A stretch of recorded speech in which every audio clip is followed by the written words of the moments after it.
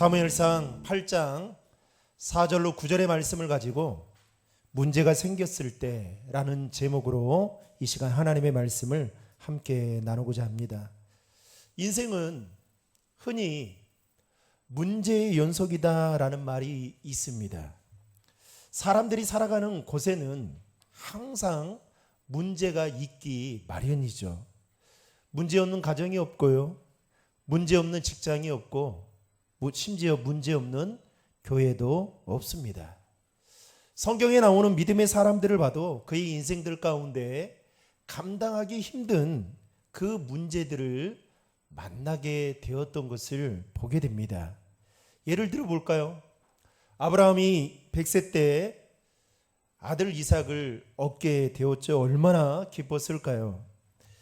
그런데 어느 날 하나님께서 그에게 나타나셔서 번제물로 그의 아들을 바쳐야 된다라는 청천벽력과 같은 말씀을 하십니다.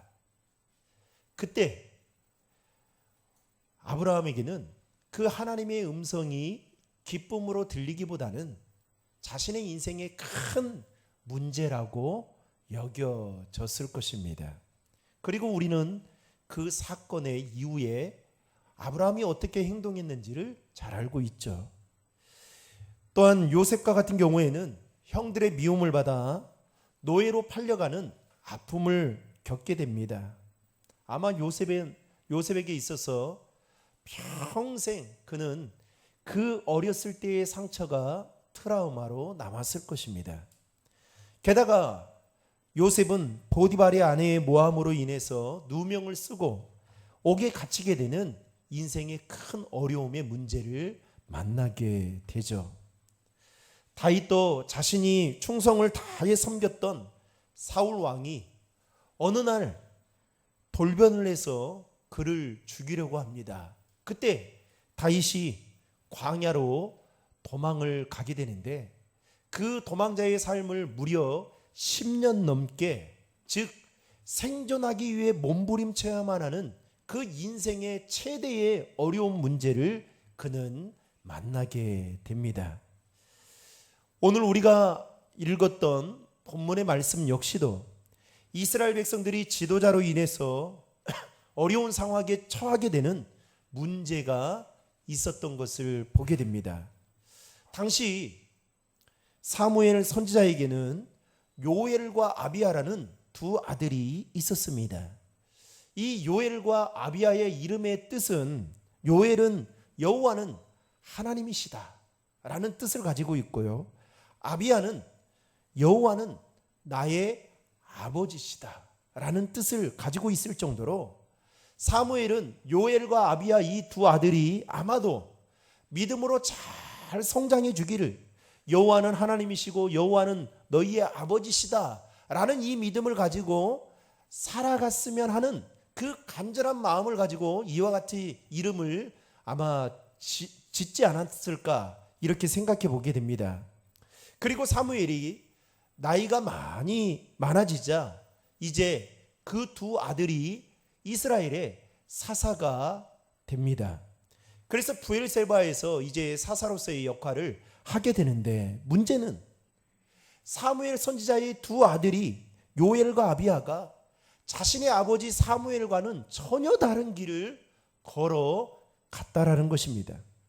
오늘 본문 3절 말씀에 따르면 요엘과 아비야는 자신의 이해관계에 따라서 뇌물을 취하고 판결을 굽게 하는, 즉 정직하게 판결하지 않는 악행을 보이게 되면서 이스라엘 백성들 사이에서 원성이 잦아질 정도로 이 두 아들은 사사였지만 영적으로나 도덕적으로 볼 때에 아주 신뢰할 수 없을 만큼 타락했던 자들이었습니다. 여러분 3절의 말씀을 다 함께 화면을 보고 읽겠습니다. 시작. 그의 아들들이 자기 아버지의 행위를 따르지 아니하고 이익을 따라 뇌물을 받고 판결을 굽게 하니라. 여러분, 분명히 자신의 아버지를 통해서 보았던 것을 본다면 이 두 아들이 믿음으로 살아야 되는데 그렇지 않다라는 거죠.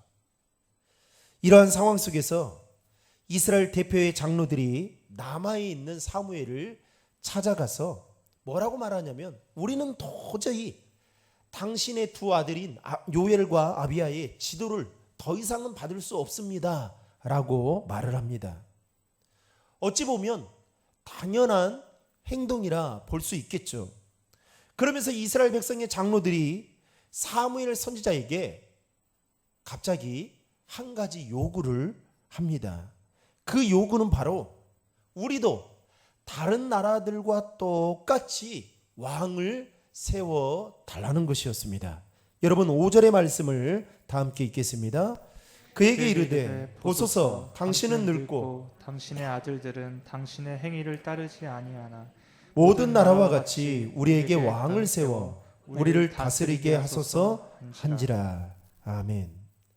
지금 이스라엘 장로들이 남아있는 사무엘 선지자에게 찾아와서 두 가지의 이유 때문에 이와 같은 요구를 한다라고 이야기합니다. 하나는 당신이 너무 늙었다는 거예요.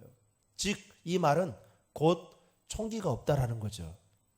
또 하나는 당신의 아들들을 도저히 신뢰할 수 없을 만큼 상당한 문제가 있다라는 의미로 지금 사무엘 선지자에게 와서 우리에게도 왕을 세워달라는 매우 합리적인 판단을 내리는 것처럼 지금 이스라엘 장로들이 말하고 있는 것을 보게 됩니다.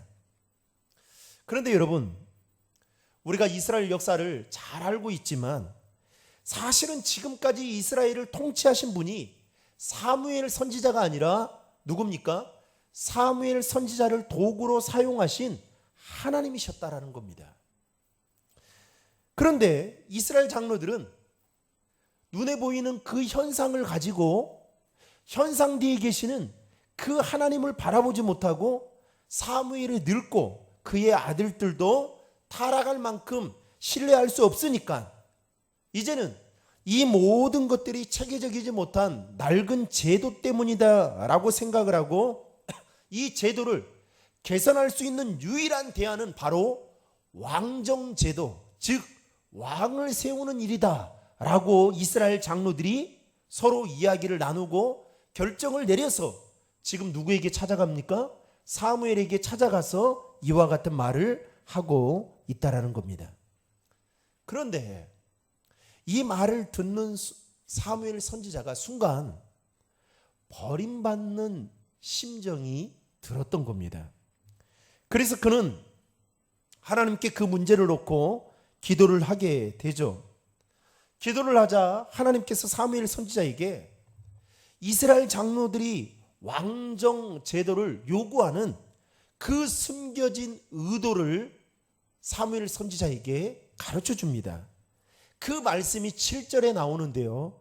여러분 7절의 말씀을 다 함께 읽겠습니다. 시작. 여호와께서 사무엘에게 이르시되 백성이 내게 한 말을 다 들으라. 이는 그들이 너를 버림이 아니요 나를 버려 자기들의 왕이 되지 못하게 함이니라. 아멘. 지금 이스라엘 장로들은 보이지 않는 하나님을 왕으로 모시는 삶이 이제는 언제부턴가 실증이 났던 것입니다. 아니, 이제는 불안했던 거예요. 왜요? 사무엘 선지자는 늙고 그의 아들들은 자신들이 보기에 타락할 정도로 신뢰할 수 없다라고 생각했기 때문에 이제는 그들의 안전을 보장받을 수 있는 제도를 택해서 그들은 왕을 세워달라고 요구했던 것입니다. 그러나 이 이스라엘 장로들의 행위는 곧 하나님을 버리는 행위다라고 하나님은 사무엘 선지자에게 가르쳐 주고 있다라는 거죠. 이 말을 들었을 때 여러분 사무엘 선지자가 어땠을까요? 아마도 큰 충격에 휩싸였을 것입니다. 자신도 이 말을 들었을 때 버림받는다라는 생각을 들었는데 그들이 섬겨야 될 하나님을 그들이 버리고 있다라는 이 말을 사무엘 선지자가 말씀을 통해 알게 되었을 때 얼마나 큰 충격이었을까요? 여러분, 사사였던 요엘과 아비야가 아버지 사무엘이 걸어갔던 그 길을 걸어가지 않는 것도 사실은 문제입니다. 그런데 더 큰 문제는 뭐냐? 이스라엘의 공동체의 대표라고 할 수 있는 리더십에 속한 이스라엘 장로들이 행동이 더 큰 문제였다라는 것이죠. 사실 자식들은 여러분 문제일 수 있잖아요. 그러나 그 자식의 부모님들이 문제가 된다면 사실 그 문제를 해결할 수 있는 방법이 없는 거 아니겠습니까? 그런데 이스라엘 장로들이 그 문제를 가지고 하나님 앞에 나아가서 기도해야 되는데 문제는 인간적인 방법으로 그 문제를 해결하려고 했다는 것입니다. 그렇다면 우리도 여러분 인생을 살아가면서 문제가 생기거나 또는 그 큰 문제를 만나게 될 때 어떻게 해야 되느냐? 오늘 본문을 통해서 우리에게 두 가지의 교훈을 주고 있습니다. 그 교훈을 함께 나누고자 합니다. 첫 번째는 하나님만이 우리 인생의 모든 문제를 해결하시는 분이심을 믿어야 한다는 것입니다. 여러분 오늘 본문에 보면 사무엘의 두 아들이자 사사였던 요엘과 아비야는 영적으로나 도덕적으로 타락할 만큼 타락했습니다. 아니 이제는 그들이 행하는 것 하나하나가 다 문제 투성이처럼 보였을 것입니다. 그러다 보니까 그들이 사사였고 또 지도자였는데 본이 되지 못했던 것이죠. 그렇다면 이 사실을 알게 된 이스라엘 장로들이 여러분 어떻게 해야 될까요?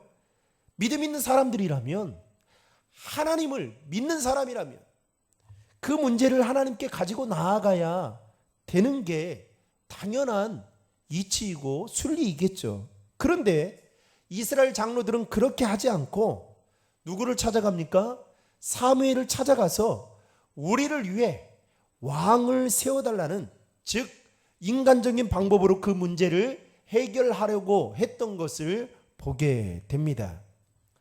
여러분 만약에 이스라엘 장로들이 이 사건의 배후에 계시는 하나님 그리고 섭리하시는 하나님 이스라엘 공동체가 여기까지 오게 된 것은 하나님의 은혜였다. 하나님의 전적인 도우심이었다라는 그 믿음이 있었다라면 여러분 이렇게 행동하지 않았을 것입니다.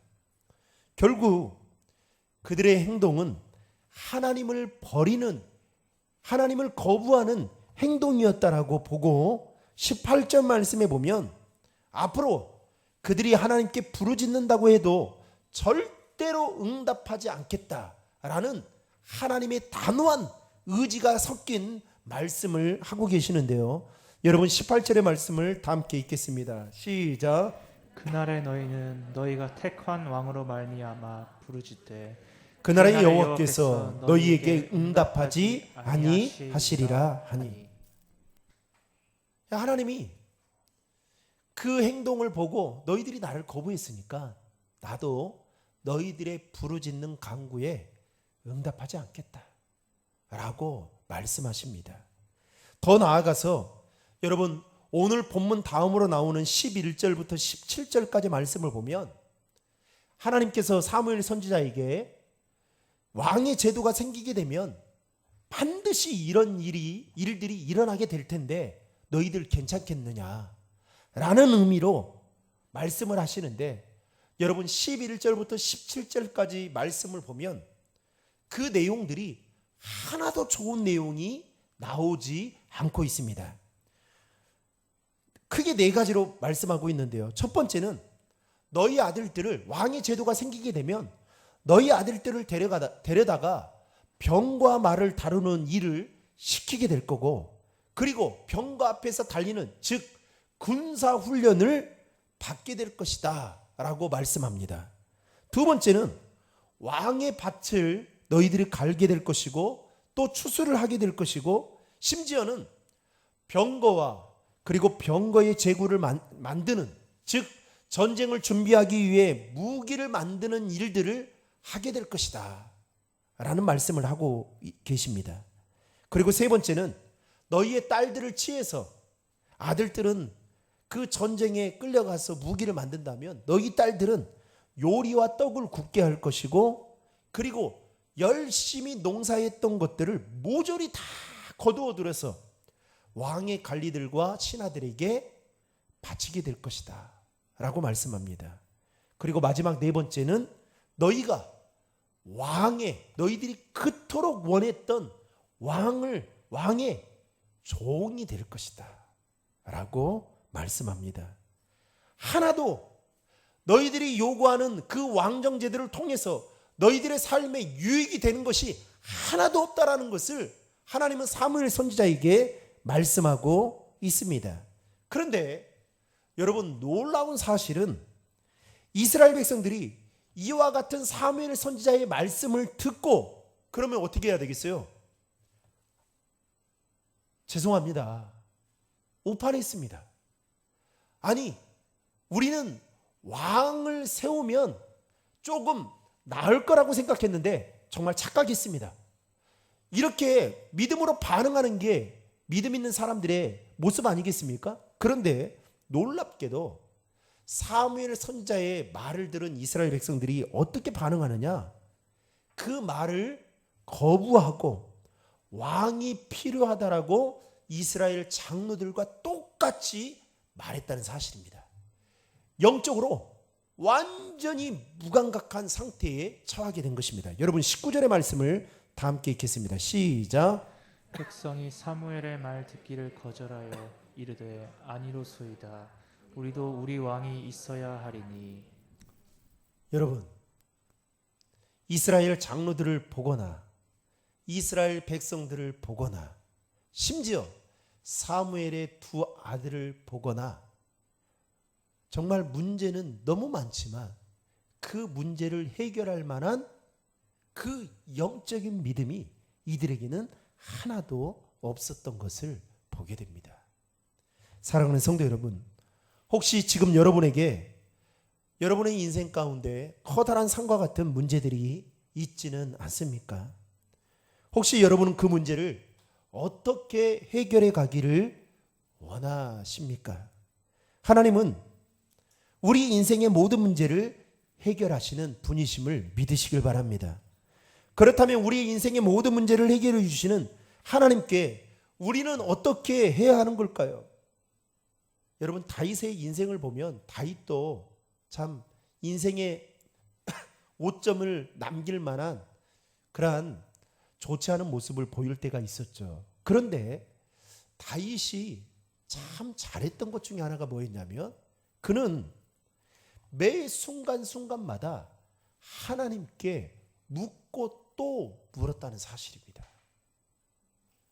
전쟁이 일어나면 다윗이 왕이니까 자신의 생각과 자신의 그동안의 전쟁의 경험에 따른 그 판단을 내리고 그 모든 전략과 전술을 세울 수 있었음에도 불구하고 다윗은 어떻게 하느냐?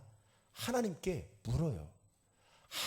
아주 지겨울 정도로, 구차할 정도로 하나님께 묻고 또 묻습니다. 그런데 놀라운 것은 그 다윗이 하나님께 물을 때에 하나님께서 다윗의 기도를 한 번도 외면하지 않았다는 사실입니다. 사랑하는 성도 여러분, 우리도 마찬가지죠. 우리 인생에 커다란 문제가 생길 때에 하나님, 정말 어떻게 하면 좋겠습니까? 하나님, 내가 가지고 있는 이 문제에 대한 하나님의 마음, 하나님의 뜻은 도대체 무엇입니까?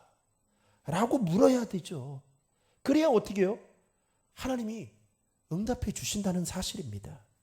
사랑하는 성도 여러분, 제가 신방을 다녀보니까요, 문제없는 가정이 없어요. 여러분, 돈이 많으면 행복해진다라고 생각할 수 있어요. 그런데 여러분, 행복해도 여러분 그 사람 앞에 문제가 없을까요? 아니에요. 다 문제가 있어요. 문제 없는 곳은 무덤밖에 없습니다.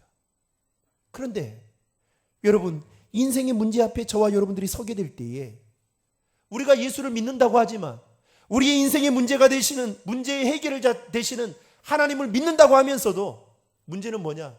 내 판단과 내 결정대로 살아가고 있다는 거예요. 내 생각대로 그것들을 내리고 하나님을 찾지 않는 거예요.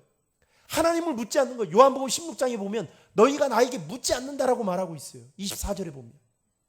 사랑하는 성도 여러분, 하나님은 오늘 또 저와 여러분들이 인생의 문제 앞에 서게 될 때에 하나님께 묻기를 원하십니다. 하나님, 어떻게 하면 좋겠습니까? 하나님, 길을 가르쳐 주십시오. 내가 걸어가야 할 길을 하나님 보여주십시오. 여러분, 물으면 하나님이 답변해 주십니다. 문제는 뭐예요? 묻지 않으니까 하나님 기다리고 계시는 거예요.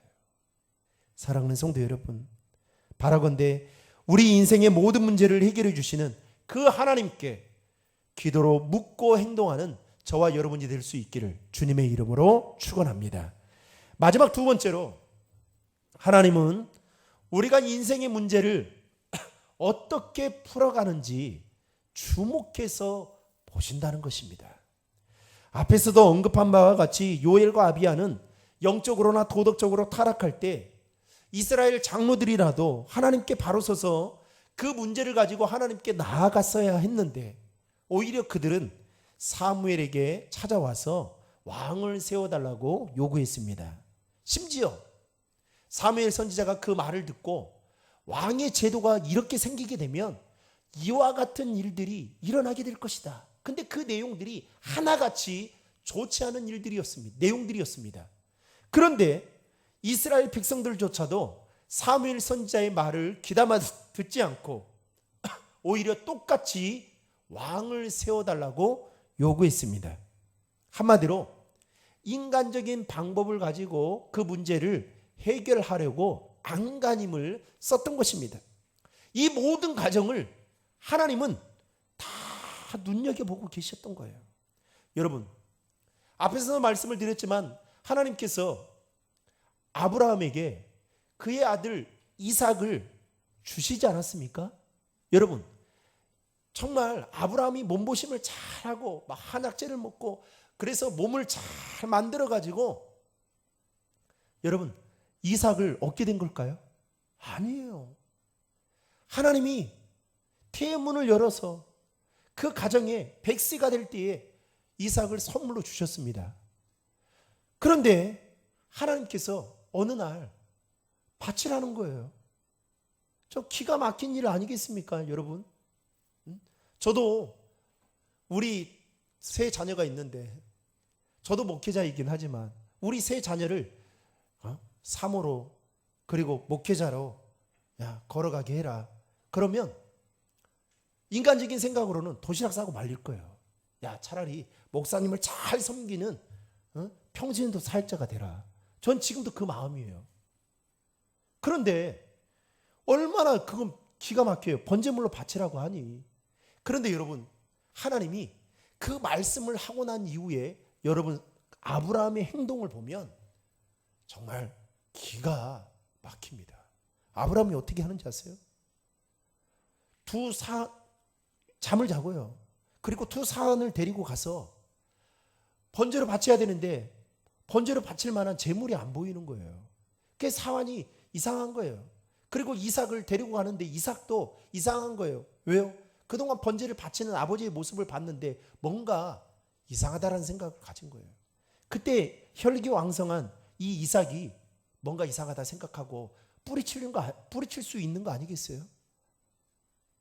그런데 어찌됐든 간에 그 두 사안을 통해서 그를 묻고 그리고 번제물로 바치려고 할 때에 하나님이 갑자기 수독을 하잖아요.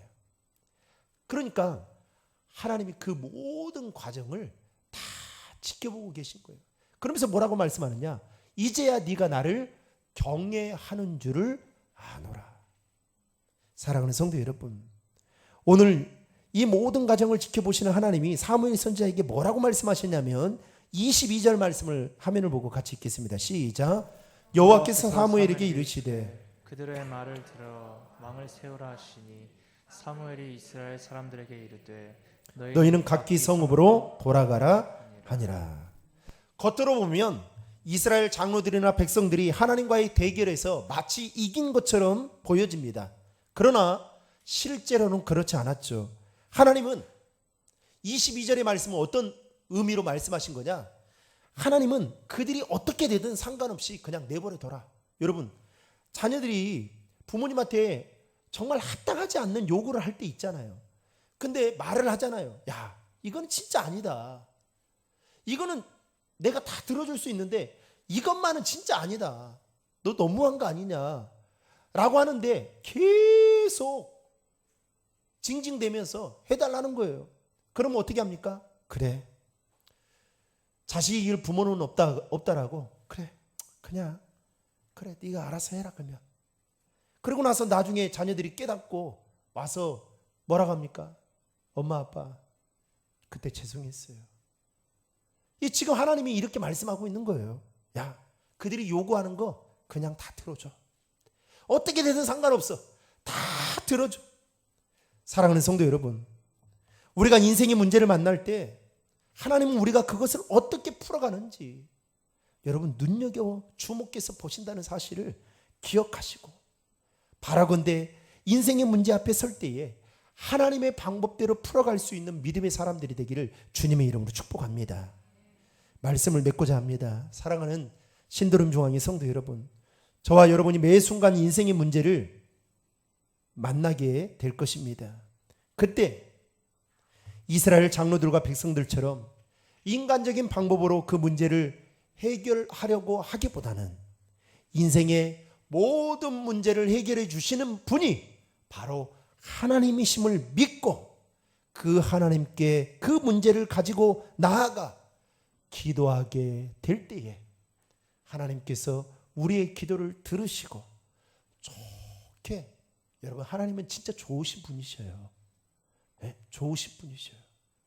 그 하나님을 믿고 그 하나님께서 우리의 삶에 더 좋은 방향으로 해결해 주심을 바라보고 그 은혜가 저와 여러분들의 삶 가운데 있기를 주님의 이름으로 축원합니다.